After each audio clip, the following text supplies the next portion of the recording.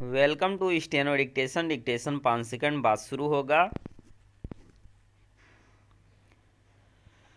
Start. कानून मंत्रालय ने चुनाव आयोग की सिफारिश पर मतदान केंद्रों के सीसीटीवी कैमरों और वेबकास्टिंग की फुटेज आम लोगों को न उपलब्ध कराने का जो फैसला दिया, उस पर कांग्रेस नेताओं और कुछ अन्य लोगों की आपत्ति अतिरंजित ही है। कांग्रेस के नेताओं की ओर से ऐसा प्रचारित किया जा रहा है जैसे कानून मंत्रालय ने अपने स्तर पर यह फैसला लिया और इसका उद्देश्य पारदर्शिता से बचना है, जबकि वस्तुस्थिति यह है कि कानून मंत्रालय ने चुनाव आयोग की ओर से आम लोगों को उपलब्ध कराए जाने वाले दस्तावेज के संदर्भ में संशय की स्थिति को दूर करने की पहल की है। चुनाव आयोग के नियम यह स्पष्ट करते हैं कि कौन से दस्तावेज समीक्षा के लिए आम जनता को उपलब्ध कराए जा सकते हैं और कौन नहीं।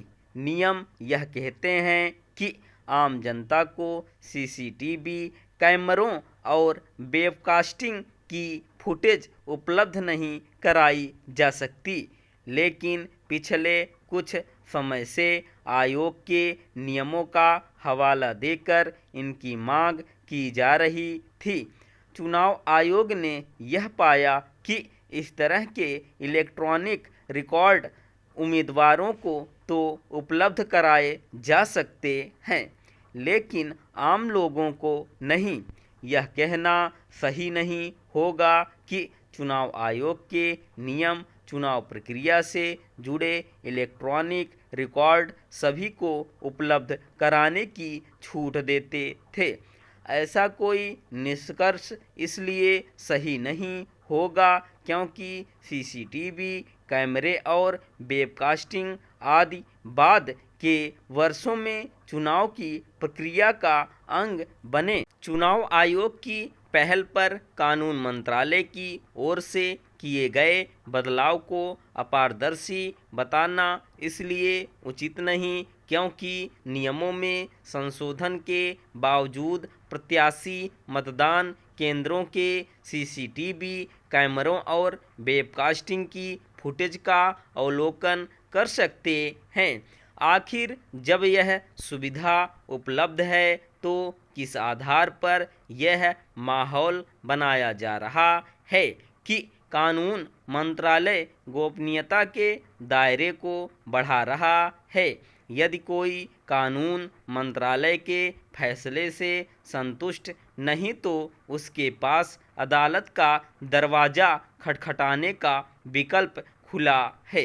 इस संदर्भ में इसकी अनदेखी नहीं की जा सकती कि कानून मंत्रालय ने चुनाव आयोग के दस्तावेज सार्वजनिक करने के नियमों में जो संशोधन किया, उसके पीछे पंजाब एवं हरियाणा हाईकोर्ट का वह आदेश है जिसमें उसने हरियाणा के विधानसभा चुनावों से संबंधित इलेक्ट्रॉनिक रिकॉर्ड एक वकील को देने का आदेश दिया था। यह वकील न तो हरियाणा विधानसभा का चुनाव लड़े थे और न ही वह हरियाणा के नागरिक हैं।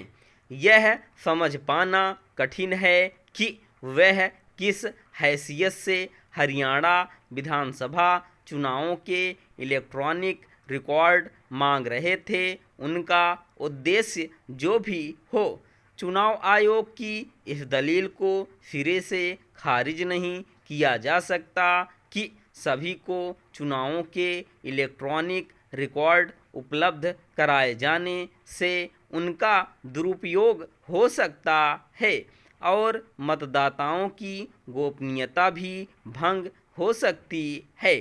आतंकवाद और नक्सलवाद से ग्रस्त इलाकों में मतदाताओं की गोपनीयता भंग होने के खतरनाक नतीजे सामने आ सकते हैं। स्टॉप।